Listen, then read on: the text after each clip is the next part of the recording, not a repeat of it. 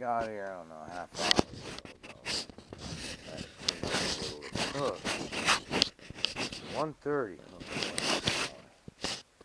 An hour ago I got here. And so the paint, I said last night, and I was all tired, but you know what? This ain't ready. This is I want it perfect. I don't want to have to go crazy with the wet sanding of the prime.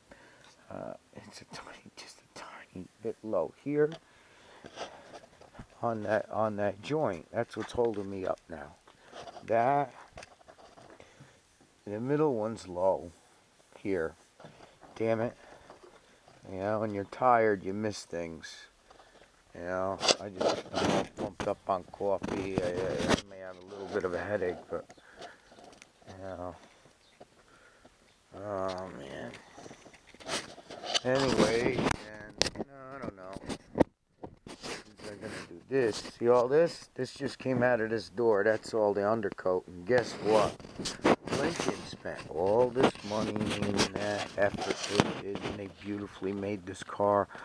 But you know, I mean, they use a lot of materials all over the car to ensure quiet. You know, as you're going down the road, hitting the car was silent. They used a lot of materials that I'm gonna have to replace after I paint it before I get back together. Some stuff known as dum-dum and a lot of undercoat. There's one thing they skimped on though. I don't understand. The inside of the door skin, the opposite side, once the undercoat falls off, it's bare metal. It's not primed. Nothing. No protection. That's why they rotted out. Nothing on these skins on the inside has any paint. It's just undercoat. And they like maybe painted over the undercoat. That's what it looks like. You see? Look in the trunk. There's a little bit of paint here, but I guarantee you over here, there's no paint under that. So I guess wherever I can, I'm going to use a D and self-etching primer there and primer and paint. I am planning on, you know, there's a little bit of paint underneath. I'm going to redo that. And, you know, wherever there's no undercoat and it's bare metal, all surface rusted, that's getting self-etching primer after I wire it down. I'm going to get underneath this car. And I am wiring this rusted unless I do it. Anyway, because rust never sleeps. Remember that. Rust never sleeps. You may be able, if you bury it in Bondo, okay, it may be good for 10 or 20 years, but it's going to come back with a vengeance. You know, if you don't do it right, it'll be back in a year or two. Anyway. Also, I'm thinking, you know, maybe I'll wait till tomorrow, because the weather, it might rain today too. I don't want to shoot any paint. You know, I want dry weather, no rain, low humidity. I want perfect conditions when I even primer. All right, it's going to oxidize. I already resurfaced the metal. Hopefully that won't happen, but I'll go over it with 220 again if I have to, real quick, real light. You know, I have found a little oxidation in a few spots that started in here. Because, you know, the heat, I decided, you know, I don't need the heat on in here all night, you know, this time of year. But one night it got warm, and the dew point did too. And I had the doors open, and amazingly, we hit the dew point, and the moisture was collecting on the car. I couldn't fucking believe it.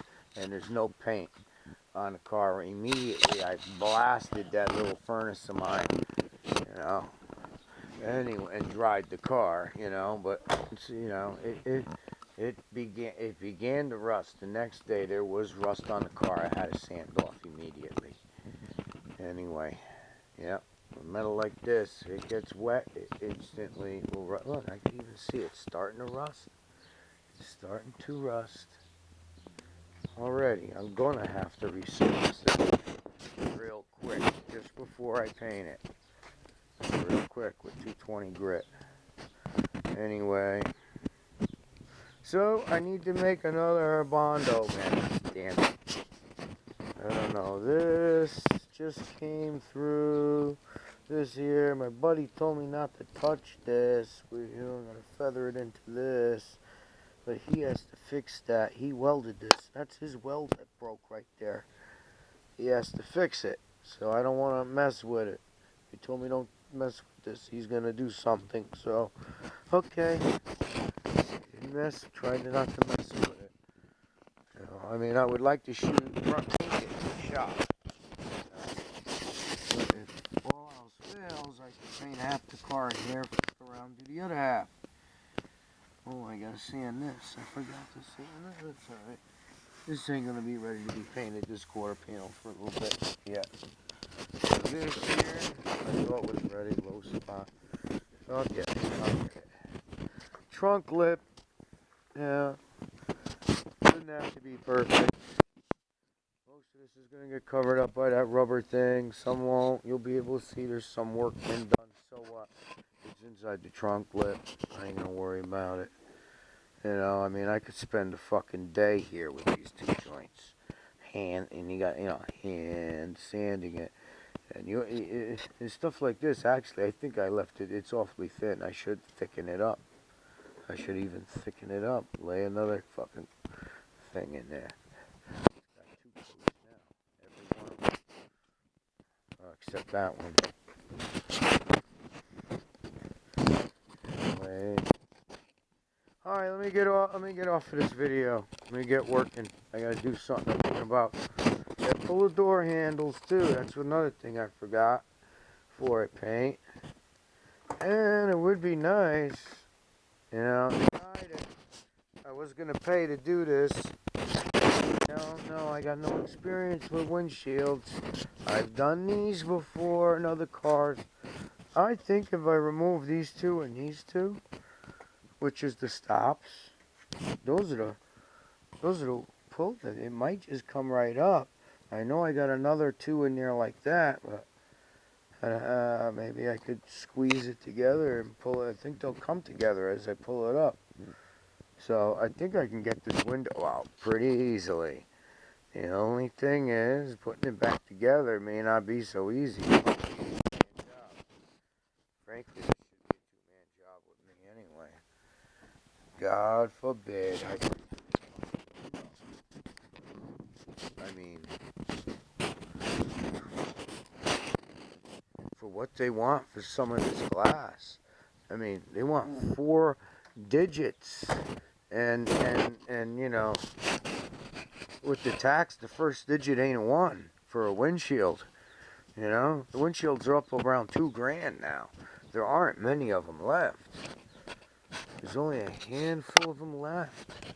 Last that I checked. Anyway, that's the link in this before linking this project. I'll take a video at the end of it when I go home. Bye bye.